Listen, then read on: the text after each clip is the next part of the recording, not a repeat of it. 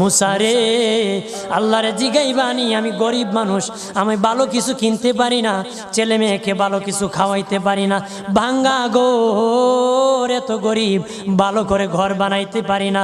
আল্লাহরে জিগাইবানি কি করলে আমার উন্নতি হবে, ধনী হব, টাকা পয়সা হবে। আল্লাহরে জিগাইবানি। আল্লাহ মুসা নবী কই ঠিক আছে, আল্লাহরে জিগাইব তুমি কেমনে ধনী হইবা। আল্লাহ নবী মুসা নবী তিন রাস্তার মোড়ে যা দেখে একটা লোক বসে আছে, তার দুই হাত নাই, দুই পা নাই, দুই হাত নাই, দুই পা নাই।